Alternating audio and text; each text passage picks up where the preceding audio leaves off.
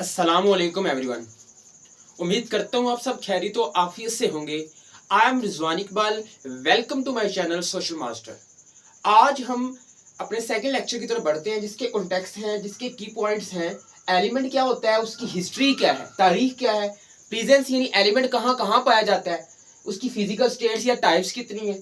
Representation की बात की जाए तो रिप्रेजेंट हम इसको किस तरह करते हैं। एटॉमिक स्ट्रक्चर क्या होता है, एटम की साख्त क्या है, एटम किसको कहते हैं, इसकी स्ट्रक्चर कैसी है, इसके अंदर क्या पाया जाता है और इसके बाहर क्या एग्जिस्ट कर रहा है, हम इसके बारे में जानेंगे। इसके बाद आयन क्या है, रेडिकल किस चीज को कहते हैं नाजरीन। Valency is a very interesting concept in the chemistry, हम इसके बारे में आज सीखेंगे। और लास्ट पे एटॉमिक नंबर और मास नंबर, दो बेसिक टर्म है जो केमिस्ट्री में बोली जाती हैं। अब इन चीजों को एक्सप्लेन करेंगे। सबसे पहले हम एलिमेंट की बात करेंगे। What is the element. नाज़रीन, एलिमेंट को उर्दू में अनासर बोला जाता है। अगर इसकी प्लूरल की बात की है, अनासर का मतलब है टुकड़े। आज के लेटेस्ट टेक्नोलॉजी को इस्तेमाल कर हमने एलिमेंट की मॉडर्न डेफिनेशन जो लिखी है वो ये है कि इट इज अ सब्सटेंस। ये एक सब्सटेंस की टाइप है, हम लिख भी लेते हैं। इट इज अ सब्सटेंस, ये एक सब्सटेंस की टाइप है या सब्सटेंस ही है। दूसरी कंडीशन में लिखूंगा मेड बाय सेम एटम, जो एक ही तरह के एटम के मिलने से बने हैं, एलिमेंट की बात हो रही है।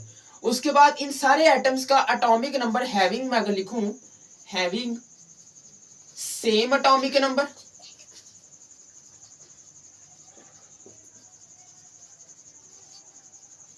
और लास्ट पे can not be decompose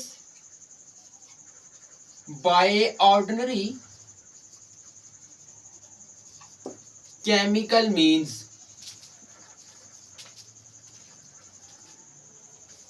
but लेकिन हम इनको it can be changed by radio activity. तो ये थी एलिमेंट की बेसिक तारीफ कि एलिमेंट हम कहते हैं कि एक एटम्स की यानी सब्सटेंस की टाइप्स है। एक ही तरह के एटम की जब आपस में कंबाइन होते हैं, मिलते हैं, तो क्या बनता है, एलिमेंट। और तीसरे नंबर पर बात की जाए हैविंग सेम एटॉमिक नंबर, इनका एटॉमिक नंबर सेम होता है। और चौथे नंबर पर बात की जाए तो in can not be decomposed by ordinary chemical means, यानी इसको हम सादा तरीके से फिजिकल जराये को इस्तेमाल करके तोड़ नहीं सकते, एक एलिमेंट को दूसरे एलिमेंट में कन्वर्ट नहीं कर सकते। और लास्ट पे हम बात करें, लेकिन एक कंडीशन है। ये लास्ट की वाली कंडीशन क्या है कि अगर आप रेडियो एक्टिविटी करवाएं एक एलिमेंट को, दूसरे एलिमेंट में कन्वर्ट हो जाता है। इसकी मिसाल देता हूं आपको। मेरे पास लेट्स सी एग्जांपल है, एक element I know beryllium having atomic number 4 and mass number 9। It's a modern periodic table से बिलोंग रखने वाला एक एलिमेंट है। अगर इसके ऊपर नाज़रीन में हीलियम के न्यूक्लियाई, जिसका एटॉमिक नंबर 2 और मास नंबर 4 है, हीलियम के न्यूक्लियाई यानी अल्फा रेज जिसको बोला जाता है, इन अल्फा रेज को बेरिलियम के ऊपर टारगेट करवाऊं तो ये रीअरेंज हो जाता है, इसका न्यूक्लियस डिस्टर्ब हो जाता है और एक नया एलिमेंट बन जाता है। This is known as carbon 12 plus neutral particle are also produce, neutral particle भी पैदा हो जाते हैं। तो ये थी हमारे पास बेसिक तारीफ हमारे पास एलिमेंट की, कि एलिमेंट अनासर को, टुकड़े को, अज्जा को, ये कायनात कुछ टुकड़ों के मिलने से बनी है, अज्जा के मिलने से बनी है, जिसको हम एलिमेंट कहते हैं। अब इसके बाद हम सीखेंगे एलिमेंट की तारीख क्या है, कितनी पुरानी तारीख है। एलिमेंट आज से 5000 साल पहले नाजरीन यूनानी फिलासफर, ग्रीक फिलासफर ये बताते थे ये दुनिया 4 अनासर के मिलने से बनी है। हवा, पानी, मिट्टी और आग। Air, water, fire and soil. This universe is made by these 4 elements explained by the Greek philosopher 5000 years ago। यानी आज से 5000 साल पहले ग्रीक फिलोसोफर ये सोचते थे ये दुनिया 4 अनासर के मिलने से बनी है। वो कौन कौन से हैं, हवा, पानी, मिट्टी और आग।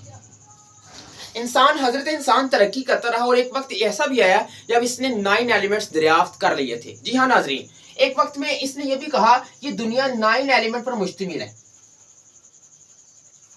और एक वक्त ऐसा भी हम पहुंचा हमारे ऊपर कि जब डोब्राइनर के बाद मेंडल ने बताया कि दुनिया में 63 element can exist, but nowadays नाजरीन आजकल 118 एलिमेंट हैं, यानी ये कायनात आज की लेटेस्ट टेक्नोलॉजी को इस्तेमाल करके हमने जो एक्सप्लेनेशन दी, इस दुनिया में देयर आर 118 एलिमेंट्स और इन 118 में से 92 जो एलिमेंट है नाजरीन वो कुदरती तौर पर पाए जाने वाले एलिमेंट्स हैं। अब ये थे हमारे पास एलिमेंट की कुछ हिस्ट्री, उसका हिस्टोरिकल बैकग्राउंड, एलिमेंट की तारीख क्या थी।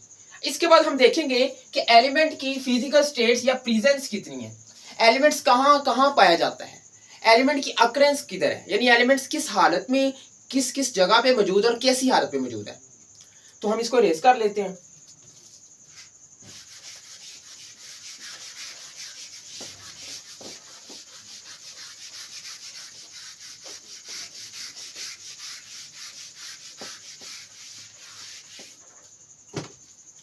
तो नाजरीन एलिमेंट की प्रेजेंस, मौजूदगी, कि एलिमेंट्स कहां कहां पाया जाता है। एलिमेंट्स, तो first of all I want to explain you some elements known as the bio elements are present in my body all living organisms, यानी कुछ एलिमेंट्स इंसानी जिस्म के अंदर, ये तमाम जानवरों के अजसाम के अंदर पाए जाते हैं। और हाँ, इन एलिमेंट्स को हम बायो एलिमेंट्स कहते हैं और इनकी तादाद 16 है। अगर मैं लिख दूं 16 बायो एलिमेंट्स हैं।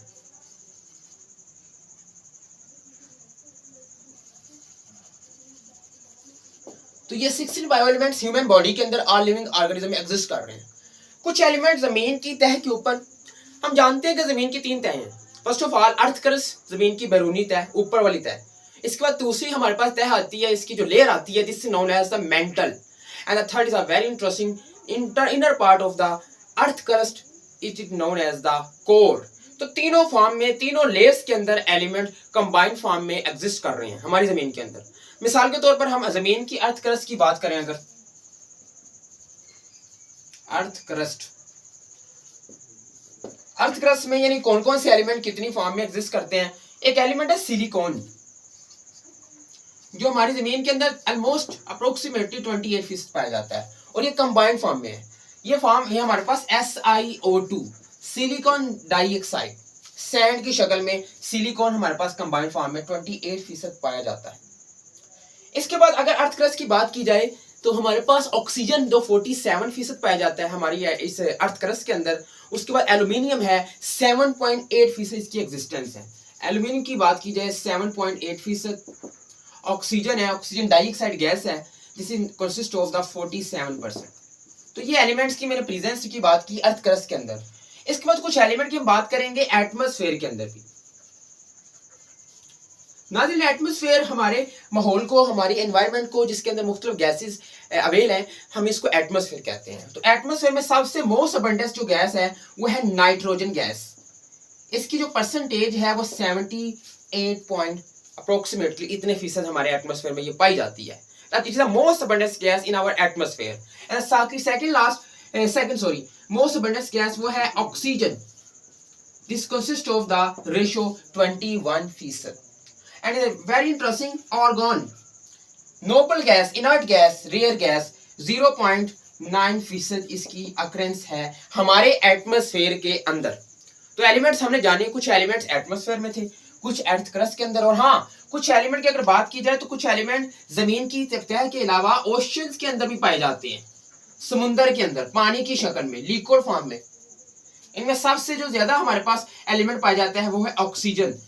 Approximately 86% oxygen is avail in the ocean. Hydrogen जो है इस एरिया के अंदर वो है 11% एग्जिस्ट कर रही है।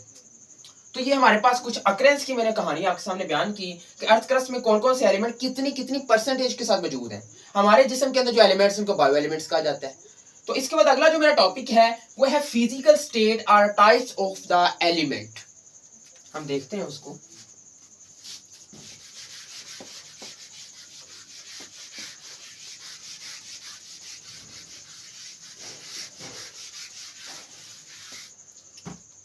नाज़रीन, अगर हम इसकी टाइप्स की बात करें कि एलिमेंट्स को हम कितनी कैटेगरी में डिवाइड करते हैं, तो एलिमेंट्स को हम बेसिकली 2 कैटेगरी में डिवाइड करेंगे। On the basis of physical state physical state की बिहाफ पे, and the second is very interesting on the basis of metals. और you should know 80% element in the modern periodic table out of 118 elements are the in solid and the metallic forms. यानी element को हम two category में divide करेंगे. First is known as the on the basis of the physical state, कि physical state के behalf पे element कितनी categories के अंदर होते हैं. On the basis of second की बात करूं तो मेटल्स की कहानी है. मेटल्स के बिहाफ पे एलिमेंट कितने कैटेगरीज के अंदर है. तो देखते हैं. फिजिकल स्टेट की बुनियाद पर हमने एलिमेंट्स को तीन कैटेगरी में डिवाइड किया है. कुछ एलिमेंट्स हमारे modern periodic table, this is modern periodic table which consist of 118 elements, 18 groups and the 7 period and the 4 blocks. These are the silent feature of long form of periodic table. Long form of periodic table given by H मोजले 1913. 1913 के अंदर H मोजले ने ये law पेश किया, ये modern periodic table को एक्सप्लेन किया, जो 118 एलिमेंट पर मुश्तमिल है. इसके अंदर 4 ब्लॉक्स हैं, एस, पी, डी और एफ. इसके अंदर 118 एलिमेंट्स के साथ साथ 18 ग्रुप्स हैं. टॉप टू बॉटम है, इसको हम ग्रुप कहते हैं. एलिमेंट्स की क्लासिफिकेशन की बात कर रहा हूँ. और तीसरे नंबर पर हमारे पास जो लास्ट पे है वो है पीरियड्स. मॉडर्न पीरियोडिक टेबल में जो हमने एलिमेंट्स को तरतीब दिया उसके अंदर 1 से ऑनवर्ड 7 मेरे पास नाजरीन पीरियड्स होते हैं. तो अगर इसकी हम क्या नाम है क्लासिफिकेशन की बात करें तो एलिमेंट्स को हमने सॉलिड फॉर्म में हमने डिवाइड किया है. ये इसकी पहली कैटेगरी है. मिसाल के तौर पर कुछ एलिमेंट की अगर मैं आपको एग्जांपल दूं, आयरन जिसका सिंबल Fe है, copper Cu, sodium its Latin और a Greek name is natrium, that is why its symbol is Na. But it is in common in English its name is the sodium, and the calcium are the best example of the solid. नाज़रीन कुछ हमारे पास elements liquid form में भी exist कर रहे हैं. मिसाल के तौर पर अगर बात की जाए मरकरी की जिसका सिंबल Hg है, ब्रोमीन की बात की जाए जिसका सिंबल Br है, तो ये हमारे पास सॉलिड और लिक्विड दो फिजिकल स्टेट है एलिमेंट्स की. और लास्ट हमारे पास कुछ एलिमेंट गैसेस फॉर्म में भी एग्जिस्ट करते हैं. Is the best example oxygen, O2, nitrogen and the very lightest gas is the H2. और ये हमारे पास कुछ फिजिकल स्टेट के बिहाफ पे हमने एलिमेंट को डिवाइड किया है, हमने कैटेगराइज किया है. इसको डिवाइड के साथ साथ हमने इसको मुख्तलिफ फिजिकल स्टेट में कॉन्सेप्ट को डिवाइड कर दिया. अब बात करेंगे on the basis of the metal, कि मेटल के बिहाफ पे हमने एलिमेंट्स को कितनी कैटेगरी में डिवाइड किया है. वही सिंपल सी आपको बात करूंगा. हमने एलिमेंट को 3 कैटेगरी में, एक मेटल्स होते हैं, दूसरे नॉन मेटल्स होते हैं, और कुछ एलिमेंट्स नाजरीन मेटलॉइड होते हैं. मेटालॉइड्स, जी हाँ, मेटल्स वो होते हैं जिनके पास इलेक्ट्रॉन लूज करने की सलाहियत हो. अगर मैं सिंपल बता दूं इसके एग्जांपल के साथ, कॉपर एक मेटल है जिसमें से करंट और हीट इलेक्ट्रिसिटी कंडक्ट करते हैं, ऐसी चीजों को हम मेटल्स कहते हैं. उसके बाद सोडियम एक मेटल है, कैल्शियम एक मेटल है. तो ये मेटल्स की बेस्ट एग्जांपल्स हैं. कुछ है हमारे पास नॉन मेटल्स. नॉन मेटल ऐसे एलिमेंट्स को कहा जाता है जो आसानी से इलेक्ट्रिसिटी को कंडक्ट नहीं करते. इसकी एग्जांपल है ऑक्सीजन, हाइड्रोजन, नाइट्रोजन, एक्सेट्रा वगैरह वगैरह. ये एग्जांपल्स हैं नॉन मेटल्स की. लेकिन एक बेसिक टर्म हमारे पास तीसरी टाइप है, this is known as the metalloids. तो नाज़रीन ये मेटलॉइड मेटल और नॉन मेटल्स की दरमियानी हालत को बोला जाता है. यानी इसके पास मेटल की प्रॉपर्टीज भी होती हैं ऐसे एलिमेंट्स के पास, और ऐसे एलिमेंट के पास नॉन मेटल की प्रॉपर्टीज भी होती हैं. इसके बाद हमारे पास एंटीमनी,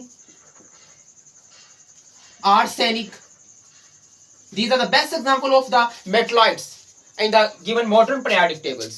ये थी हमारे पास physical state are types of the metals. अब हम बात करेंगे रिप्रेजेंटेशन, कि एलिमेंट को हम कैसे जाहिर करते हैं.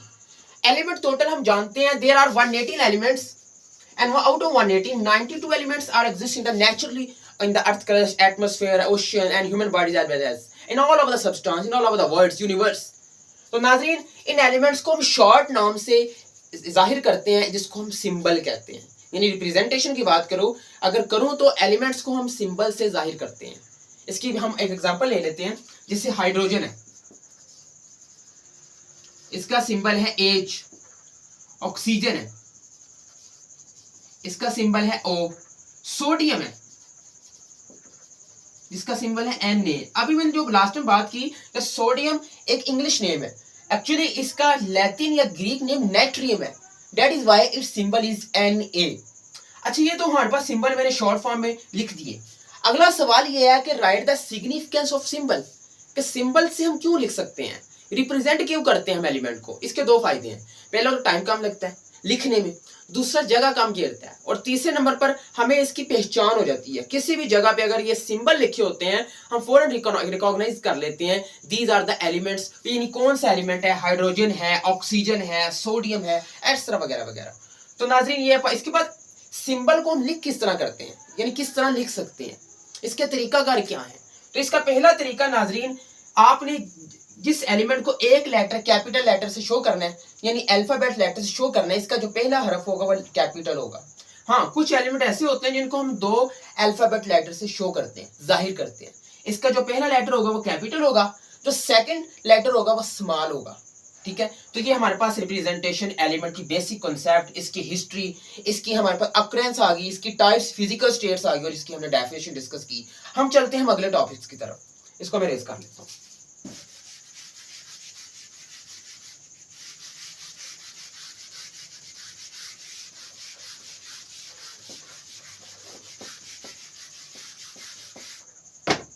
तो नाजरीन अगली में जो टर्म है, दिस इज एटॉमिक स्ट्रक्चर, यानी एटम की साख्त, एटॉमिक स्ट्रक्चर। हमने एलिमेंट की तारीफ के अंदर सीखा कि एक ही तरह के एटम जिनका एटॉमिक नंबर सेम हो, जब वो आपस में कंबाइन होते हैं तो एलिमेंट बनता है। यानी एटम्स मैं कह सकता हूं एलिमेंट का छोटा हिस्सा है, जुज है। एटम के मिलने से क्या बनता है, एलिमेंट। और एलिमेंट क्या होता है, एलिमेंट के कंबाइन होने से हम सब्सटेंस बन जाते हैं, और सब्सटेंस हम जानते हैं मैटर की एक फॉर्म है। तो इसका मतलब हुआ कि atom is the smallest particle, मैं लिखूंगा it is a smallest particles of matter या सब्सटेंस। ये किसी भी मैटर या सब्सटेंस का स्मॉलेस्ट पार्टिकल होता है, ये पहली कंडीशन। दूसरी कंडीशन लिखूंगा, it take part in any chemical reaction, and the third is the last, which it may और मे नॉट एग्जिस्ट इंडिपेंडेंटली। तो ये तीन कंडीशन को जो टर्म ओबे करती है, this is known as the atom. यानी एटम जो है ये स्मॉलेस्ट पार्टिकल है मैटर का, पहली बात।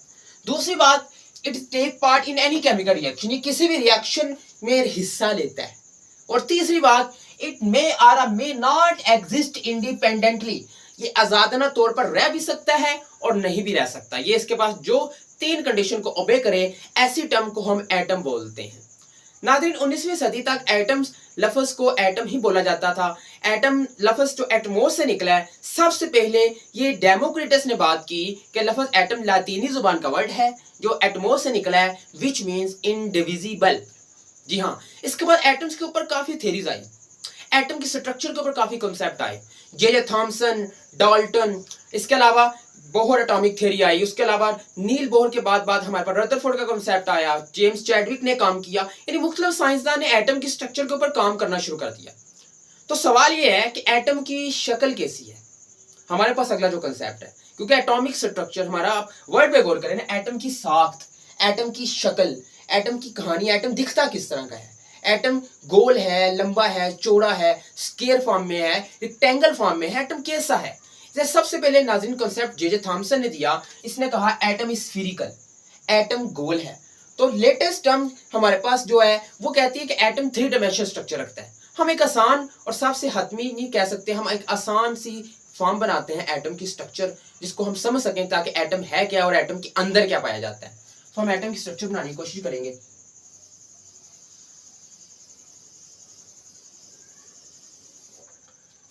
नाज़रीन ये है एटम की स्ट्रक्चर।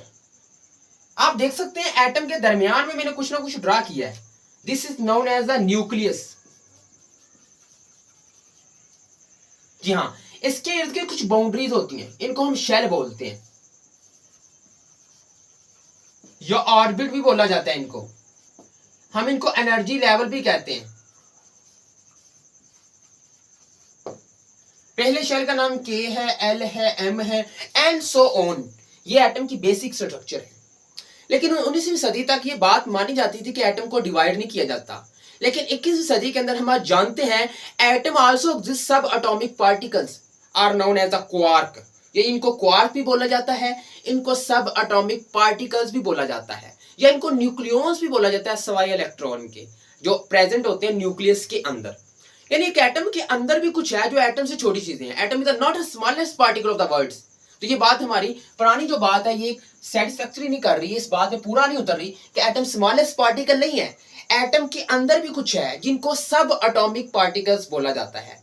इनमें हम सारी बात नहीं, सारी सबको डिस्कस नहीं करेंगे, इनमें हम फंडामेंटल लिख लेते हैं। एक है electron, second is known as proton and the neutron और the neutral particle. 3 subatomic particle में लिख दिया मैंने आपके सामने, ये फंडामेंटल है। वैसे एक एटम्स के अंदर मोर than 200 subatomic particle can exist, but fundamental subatomic particle are electron carry negative charge, proton are the positive charge and neutron are neutral particle, these are the present in the atom. अगली बात जो मेरे जहन में आती है वो है इनकी लोकेशन, इनकी प्रेजेंस, यानी पाए कहां जाते हैं सब एटॉमिक पार्टिकल्स। तो नाज़रीन जो प्रोटॉन है और न्यूट्रॉन जो है ना ये एटम के न्यूक्लियस के अंदर मौजूद होते हैं, लेकिन जो इलेक्ट्रॉन है ये रिवॉल्व कर रहे होते हैं शेल्स के ऊपर। तो ये हमारे पास हमने लोकेशन भी सीखी। एटॉमिक स्ट्रक्चर, एटम की साख्त, तो ये थी हमारी एटम की कहानी, एटम की कैसी स्ट्रक्चर होती है, एटम की साख्त कैसी होती है। इसके बाद हम अगली बात करेंगे बेसिक, आयन क्या होता है, रेडिकल क्या होता है। जी हाँ नाजरीन,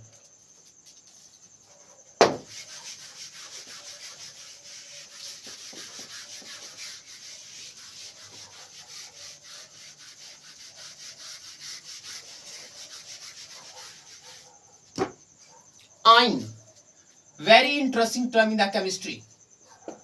ऐसी स्पीशीज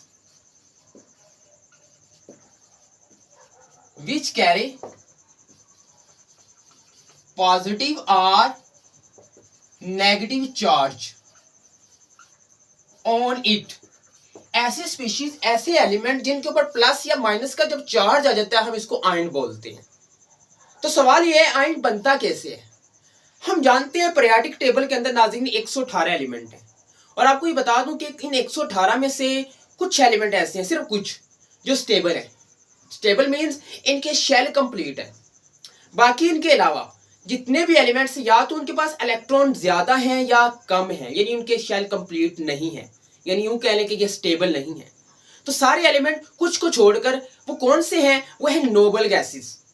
नोबल गैसेस ऐसी गैसेस हैं जो बहुत मुश्किल से किसी के साथ रिएक्ट करती हैं, इनके शेल कंप्लीट होते हैं। तो सारे एलिमेंट इनको कॉपी करने की कोशिश करते हैं। इसके लिए वो 3 पॉसिबिलिटी इख्तियार कर सकते हैं। पहली पॉसिबिलिटी इलेक्ट्रॉन लूज कर कर, खारिज कर कर। दूसरी पॉसिबिलिटी जो आती है वो है इलेक्ट्रॉन गेन कर कर, और तीसरी जो हो सकती है वो इलेक्ट्रॉन शेयर कर कर। ये तीनों पॉसिबिलिटीज को ओबे कर कर कोई भी एलिमेंट स्टेबल होने की कोशिश करता है और वो बन जाता है आयन। जब वो बैरूनी शेल से इलेक्ट्रॉन लूज या गेन करता है तो वो बनता है आयन। अब अगला हमारे पास जो कंसेप्ट है वो है इसकी कैटेगरी। हम आयन को 2 कैटेगरी में डिवाइड करते हैं। First is known as the cation and second is known as the A9.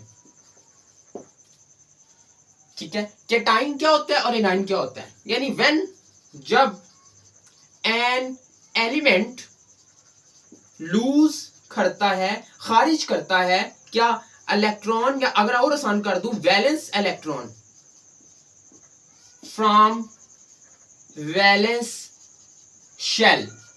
जब कोई भी एलिमेंट अपने वैलेंस शेल से वैलेंस इलेक्ट्रॉन को खारिज करता है, क्यों करता है, टू गेट, हासिल करने के लिए स्टेबिलिटी। स्टेबिलिटी हासिल करने के लिए वो इलेक्ट्रॉन लूज करता है। तो ऐसी जो स्पीशीज नाजरीन मेरे सामने आती है, इस स्पीशीज को केटाइन बोला जाता है। और याद रखिएगा, it is a highly endothermic process. Endothermic process. अगर इसकी मैं आपको एग्जांपल दूं, example is the best example is sodium. Sodium is a metal. Sodium का एटॉमिक नंबर 11 होता है। एटॉमिक नंबर 11, तो इसके पास प्रोटॉन की तादाद भी नाज़रीन 11 होती है, 11 होती है, और इलेक्ट्रॉन की तादाद भी 11 होती है। अगर इसकी हम कॉन्फ़िगरेशन करें तो पहला शेल है के में 2 इलेक्ट्रॉन, दूसरा एल में 8 और एम में एक इलेक्ट्रॉन वैलेंस इलेक्ट्रॉन आएगा। ये जो इलेक्ट्रॉन है this is the valence electron. ये सोडियम अपने शेल्स को कंप्लीट करने के लिए, नोबल गैसेस जैसा बनने के लिए ये अपना बैरूनी शेल को, इलेक्ट्रॉन्स को खारिज करेगा। इसके लिए 2-3 पॉसिबिलिटी है। मैं आपसे एक सवाल करूंगा कि इस शेल के अंदर मैक्सिमम 8 इलेक्ट्रॉन आ सकते हैं ऑक्टेट रूल को ओबे करने के लिए। 7 इलेक्ट्रॉन की कमी है, 1 इलेक्ट्रॉन निकालना आसान है, 7 इलेक्ट्रॉन गेन करना मुश्किल है। इसलिए सोडियम बजाय के लेने के इस इलेक्ट्रॉन को लूज कर देगा, और इसको इलेक्ट्रॉन लूज करने के लिए जो एनर्जी लगेगी ये भी बता दूं, इस एनर्जी को हम आयोनाइजेशन एनर्जी कहते हैं। इस आयोनाइजेशन एनर्जी की मकदार देखी जाए 496 किलो जूल पर मोल। इतनी मिकदार लगती है जब कोई भी सोडियम में, कोई भी सोडियम की मिसाल दे रहा हूं ना फिलहाल, सोडियम का वैलेंस इलेक्ट्रॉन जो वैलेंस शेल से एक इलेक्ट्रॉन निकालता है, फर्स्ट इलेक्ट्रॉन निकालता है, जो इसकी फर्स्ट आयोनाइजेशन एनर्जी होती है, जो एनर्जी इसकी लगती है, इस एनर्जी को हम आयोनाइजेशन एनर्जी कहते हैं, और यह प्लस 496 किलो जूल पर मोल। तो ये थी हमारे पास, और बदले में जो स्पीशीज बनती है वो हम उसको केटाइन कहते हैं। स्टेबिलिटी हासिल करने के लिए काम हुआ है। अब हम दूसरी एग्जांपल की तरफ चलेंगे। It is A9. ये हमारे पास एनाइन कहता है व्हेन एन एलिमेंट, जब एक एलिमेंट, लूज की बजाय मैं लिखूंगा गेन, वैलेंस इलेक्ट्रॉन, वैलेंस की बजाय हम इलेक्ट्रॉन सिंपल लिख देते हैं, इलेक्ट्रॉन्स फॉर्म क्या बनता है A9 to get stability. Stability हासिल करने के लिए जब कोई भी एलिमेंट इलेक्ट्रॉन गेन करता है उसके लिए एनर्जी लगती है नाज़रीन, वो है A9। अब A9 की एग्जांपल हम देंगे, इसकी एग्जांपल, और ये भी याद रखिएगा अगर ये एंडोथर्मिक प्रोसेस है तो ये एक्सोथर्मिक प्रोसेस है। अच्छा, एंडो और एक्सो का मतलब है, एक्सो मीन खारिज होना है, एक्सक्रिएट होना, एंडो का मतलब दाखिल होना है। इस प्रोसेस में एनर्जी लगती है, एनर्जी खारिज नहीं होती, एनर्जी जज़ब होती है, अब्सॉर्ब होती है, इस प्रोसेस में इन्वॉल्व होती है, इस प्रोसेस में एनर्जी रिलीज होती है। जब भी कोई एलिमेंट अपने वैलेंस शेल में इलेक्ट्रॉन दाखिल करता है, गेन करता है स्टेबिलिटी हासिल करने के लिए, और बदले में A9 बनता है, और ये एक्सोथर्मिक रिएक्शन है। इसकी एग्जांपल भी आपके सामने मैं दे देता हूं। इसकी एग्जांपल हम कोई भी एग्जांपल ले सकते हैं। लेट्स सी फ्लोरीन ही ले लें। फ्लोरीन हमारे पास अगर एक इलेक्ट्रॉन गेन करेगा तो इसकी एनर्जी -228 किलो जूल पर मोल, ये यूनिट एनर्जी का। और इसके लिए जो एनर्जी लगती है इसको हम कहते हैं इलेक्ट्रॉन अफिनिटी। यहां एनर्जी लगी थी आयोनाइजेशन एनर्जी, वहां थी इलेक्ट्रॉन अफिनिटी। अच्छा, जब केटाइन बनता है जो स्पीशीज बाद में आती है उस पर प्लस का चार्ज आता है, और जो एनाइन होता है इस पे माइनस का चार्ज आता है। इसीलिए हम कहते हैं एस एनी स्पीशीज या species which carry positive or a negative charge on it, it is known as the ion. It may be cation and the anion. अच्छा, यहाँ आपको आखिरी बात बता दूं, एक बेसिक कॉन्सेप्ट केटाइन और एनाइन के हवाले से। पीरियोडिक टेबल में 118 एलिमेंट्स हैं, ये आपके सामने में लिखे हुए हैं। मोस्टली एस ब्लॉक और पी ब्लॉक से जो ताल्लुक रखने वाले एलिमेंट्स हैं ये मेटल्स होते हैं अप्रोक्सीमेटली, और डी ब्लॉक वाले भी मेटल्स होते हैं लेकिन ज्यादातर नॉन मेटल्स होते हैं। यानी हम क्या सकते हैं, सॉरी, इसको हम डी ब्लॉक बोलेंगे, इसको पी ब्लॉक बोलेंगे। एस ब्लॉक और पी ब्लॉक के जो एलिमेंट हैं ये मेटल्स हैं। एस ब्लॉक अल्कली और अल्कलाइन अर्थ मेटल पर मुश्तमिल, डी ब्लॉक को ट्रांजिशन मेटल बोला जाता है। ये दोनों जो है ये मेटल्स होते हैं, और ये हम कह सकते हैं ये नॉन मेटल्स होते हैं, हम इसको मेटल बोल देते हैं। पीरियोडिक टेबल में जो मेटल्स होते हैं वो अच्छे केटाइन होते हैं, जो नॉन मेटल्स होते हैं वो अच्छे एनाइन होते हैं। तो ये हमारे पास मेटल्स और नॉन मेटल्स, आइन और केटाइन का कॉन्सेप्ट भी यहां से आ गया। अच्छा, याद रखिएगा जिसके अंदर वैलेंस इलेक्ट्रॉन 1, 2 या 3 होंगे, ऐसे हम जो एलिमेंट्स होंगे वो आसानी से केटाइन बना सकते हैं, और जिनके अंदर वैलेंस इलेक्ट्रॉन 3 से ज्यादा होंगे, ऐसे जो एलिमेंट हैं ये आसानी से एनाइन बना सकते हैं।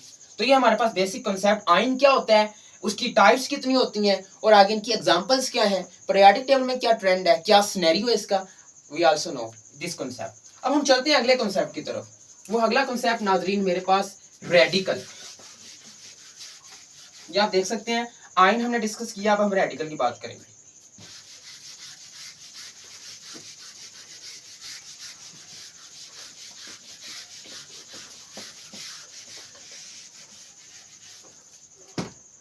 तो नाजरीन रेडिकल क्या होता है? Radical a group of atom having some charge on it. एक एटम्स का ऐसा ग्रुप जिसके ऊपर कुछ ना कुछ चार्ज होता है। आयन तो ये है ना, एक एलिमेंट पे चार्ज होता है प्लस या माइनस का, लेकिन रेडिकल में किसी ग्रुप ऑफ एटम, ये दो एलिमेंट्स जुड़े हैं, जिस पे अगर चार्ज आ गया है, इसको हम कहते हैं रेडिकल। सियानो ग्रुप इसकी बेस्ट एग्जांपल है, ठीक है, PO3 2-। तो ये हमारे पास बस एग्जांपल्स हैं। अगर एक एलिमेंट पर नाज़रीन याद रखिएगा, अगर प्लस या माइनस का चार्ज आता है हम इसको आयन कहते हैं, लेकिन अगर ग्रुप ऑफ एटम पे माइनस या प्लस का चार्ज आता है इसको हम रेडिकल बोलते हैं। इसके बाद अगली जो टर्म आती है, this is known as valency. Yes, it is a very interesting concept in the chemistry, valency. इसकी डेफिनेशन कुछ यूं है, द कंबाइनिंग कैपेसिटी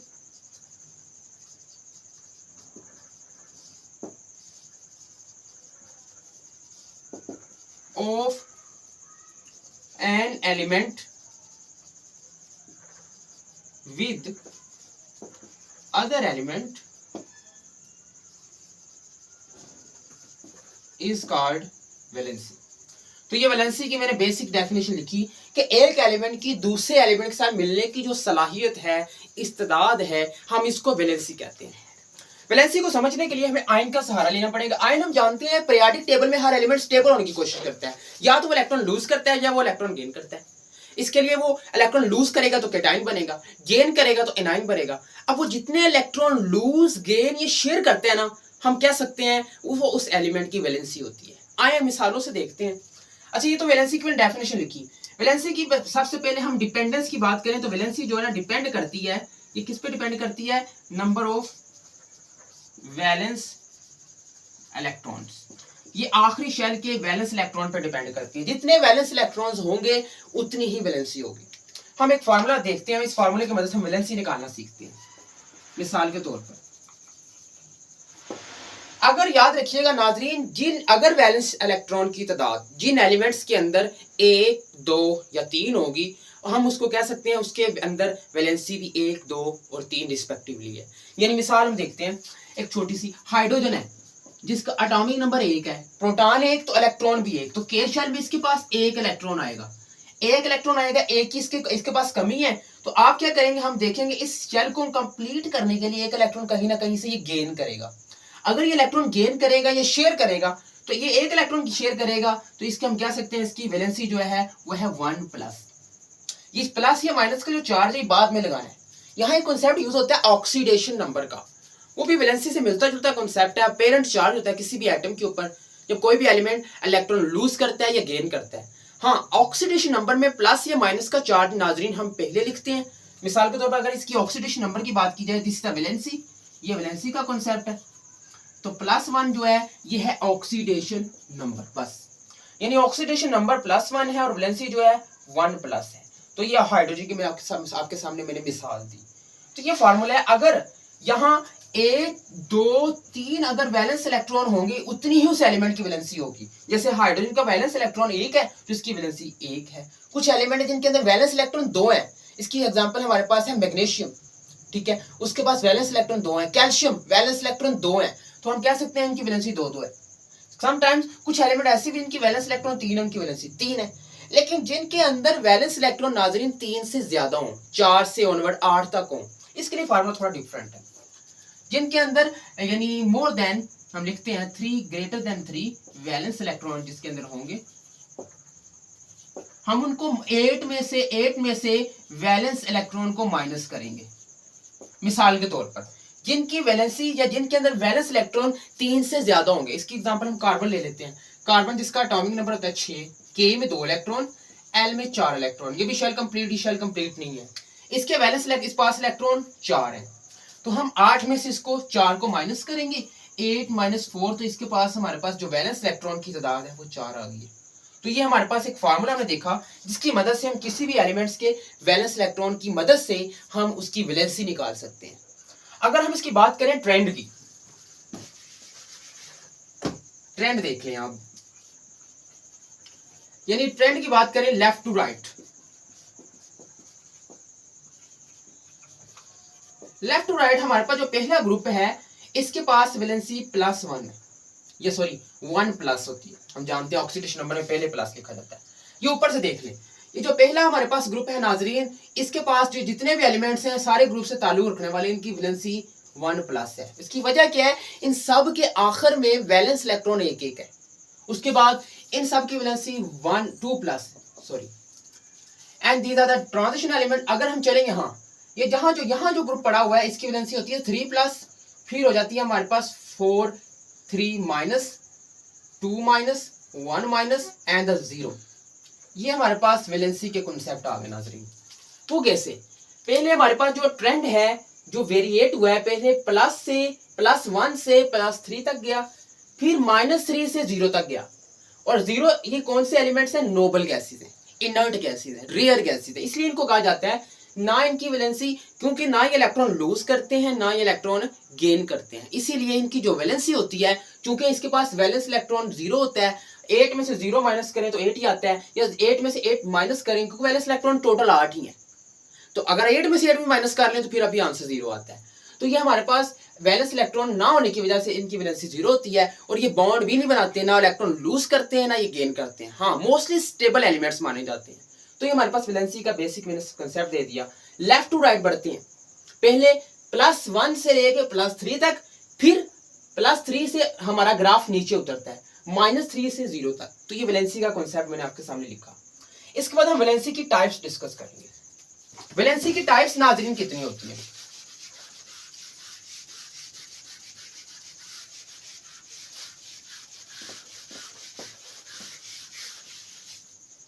वैलेंसी की मोस्ट ऑफ द टाइप्स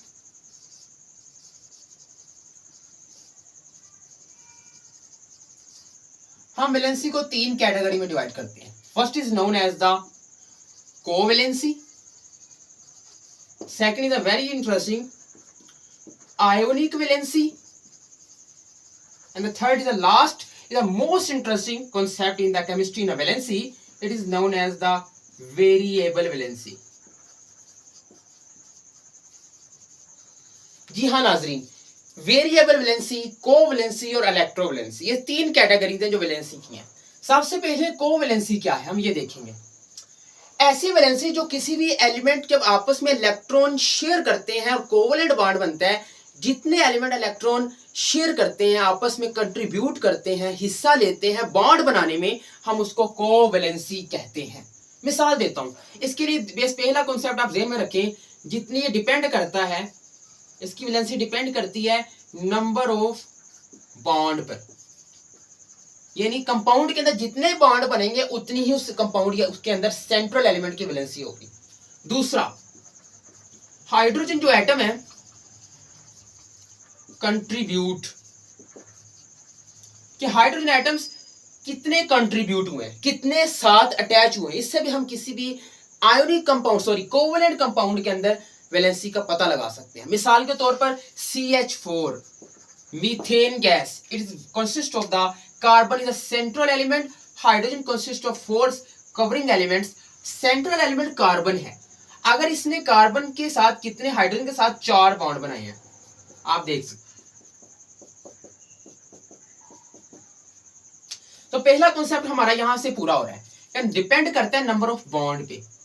अगर इस कार्बन के बॉन्ड चेक किए जाएं 1, 2, ये पहला, दूसरा, तीसरा, चौथा, तो कार्बन ने 4 बॉन्ड बनाए हैं, तो हम कह सकते हैं कार्बन की जो वैलेंसी है वो है 4 वैलेंसी। कार्बन की अगर वैलेंसी की बात की जाए वो है 4। एक तो ये तरीका, यहां से हम किसी भी कंपाउंड के अंदर स्पेशली फॉर कोवैलेंट कंपाउंड के अंदर वैलेंसी निकाल सकते हैं। दूसरी, हाइड्रोजन बॉन्ड कितने साथ अटैच हुए हैं, इससे भी पता चल जाता है कि कार्बन या सेंट्रल एलिमेंट की कितनी वैलेंसी है, 1, 2, 3, 4। तो हम अगर इसको कहीं से भी काउंट करें, चाहे क्लॉकवाइज करें चाहे एंटी क्लॉकवाइज करें, तो कार्बन के साथ जो सेंट्रल के साथ जो कवरिंग हमारे पास एलिमेंट्स हैं हाइड्रोजन, उसकी तादाद भी 4 है, तो हम कह सकते हैं इसकी वैलेंसी 4 है। तो ये हम कोवैलेंट कंपाउंड के अंदर जो वैलेंसी होती है हम इसको कोवैलेंसी बोलते हैं। इसके बाद नाजरीन, आयोनिक वैलेंसी या some time it is known as electrovalency, इसको हम इलेक्ट्रोवैलेंसी भी पुकारते हैं। नाम से जाहिर है इलेक्ट्रो, ऐसी वैलेंसी जो इलेक्ट्रॉन पे डिपेंड करती है।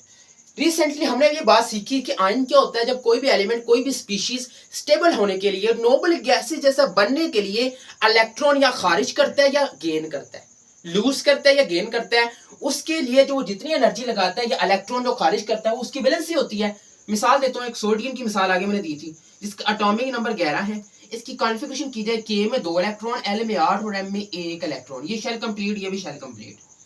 M शेल कंप्लीट नहीं है, इसके अंदर ऑक्टेट रूल ये कहता है किसी भी शेल में पहले आपने 8 इलेक्ट्रॉन नाजरीन पूरे करने होते हैं। ऑक्टा, ऑक्टा मींस 8, लातीनी जुबान का वर्ड है जिसका मतलब होता है 8 इलेक्ट्रॉन कवर करें। तो M में 7 इलेक्ट्रॉन की कमी है। ऑक्टेट के मुताबिक यहां ज्यादा से ज्यादा 8 इलेक्ट्रॉन आने चाहिए। अब आप बताएंगे मुझे, आप बेहतर जानते हैं कि M के अंदर एक वैलेंस इलेक्ट्रॉन है। M वैलेंस शेल क्या है और इसके अंदर जो वैलेंस इलेक्ट्रॉन है वो एक है। 7 इलेक्ट्रॉन लेना मुश्किल है, 1 इलेक्ट्रॉन निकालना आसान है। तो सोडियम अपने वैलेंस शेल से 1 इलेक्ट्रॉन जो खारिज करेगा वो इसकी वैलेंसी होगी। मिसाल के तौर पर सोडियम ने अगर 1 इलेक्ट्रॉन निकाला तो इसकी वैलेंसी 1, अगर 2 निकाला तो इसकी वैलेंसी 2। मिसाल के तौर पर अगर इसने इलेक्ट्रॉन निकाला है, लूज किया है, तो इस पे चार्ज प्लस आएगा, अगर गेन किया है इस पे चार्ज माइनस आएगा। तो ये एक अलग कैटेगरी आ जाती है, इसको हम क्या सकते हैं पॉजिटिव इलेक्ट्रोवैलेंसी।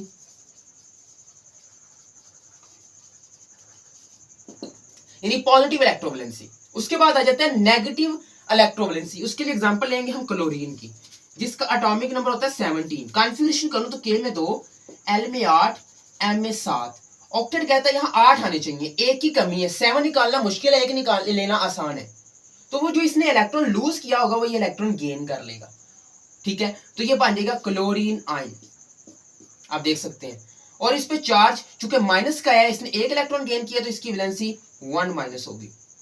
हम जरा साफ करके लिख लेते हैं।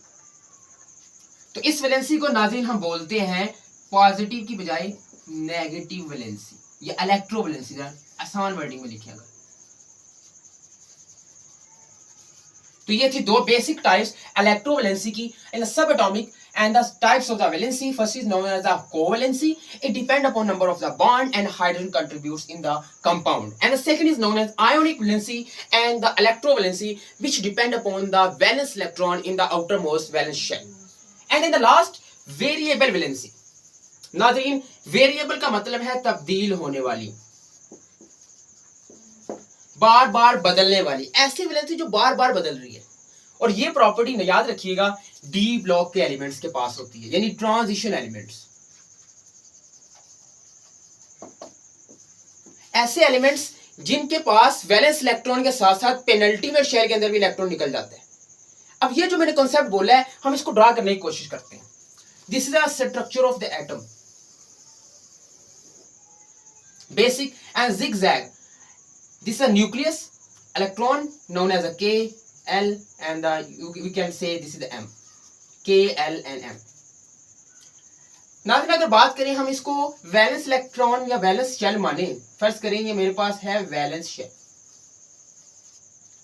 और इससे जो पहला शेल होता है नाज़रीन हम इसको पेनल्टीमेट शेल बोलते हैं। Penultimate shell. और इससे जो सेकंड लास्ट है, सॉरी थर्ड लास्ट है, इसको हम बोलते हैं एंटी पेनल्टीमेट शेल। ऐसा शेल जो लास्ट पे है इसको वैलेंस शेल बोलते हैं, आउटर मोस्ट शेल भी बोलते हैं। जो इससे सेकंड लास्ट है इसको पेनल्टीमेट शेल बोलते हैं, जो थर्ड लास्ट है इसको एंटी पेनल्टीमेट शेल बोलते हैं। और याद रखिएगा वेरिएबल वैलेंसी की हम तारीफ कुछ यूं लिखते हैं, some element show more than one valency. कुछ एलिमेंट एक से ज्यादा वैलेंसी शो करते हैं, हम ऐसी वैलेंसी को वेरिएबल वैलेंसी बोलते हैं। और याद रखिएगा ये प्रॉपर्टी अभी बात हुई है ट्रांजिशन या इनर ब्लॉक या डी ब्लॉक के एलिमेंट जाहिर करते हैं। किस वजह से? वैलेंस इलेक्ट्रॉन निकालने के साथ साथ यहां से पेनल्टीमेट शेल से भी इलेक्ट्रॉन लूज हो जाता है। जब वैलेंस इलेक्ट्रॉन निकलते हैं वैलेंस शेल से तो पहली valency lower valency, second option में क्या होता है पेनल्टीमेट शेल से भी इलेक्ट्रॉन निकल जाते हैं तो वो एक दूसरी वैलेंसी भी शो कर देता है ट्रांजिशन एलिमेंट से ताल्लुक रखने वाला कोई भी एलिमेंट। इसलिए हम कह सकते हैं transition element show variable valency.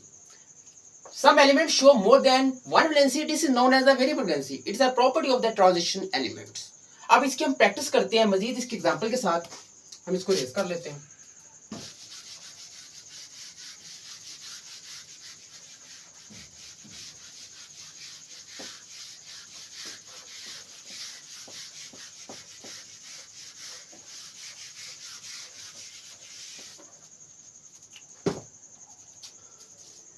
Variable valency हमारा ये टॉपिक चल रहा है।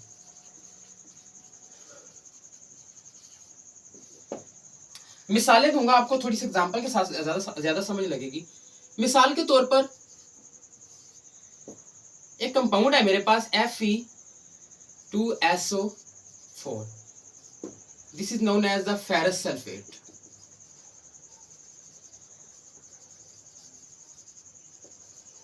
और एक और कंपाउंड है FeSO4 की 3, इधर हम टूल लगाते हैं, this is the ferric sulphate.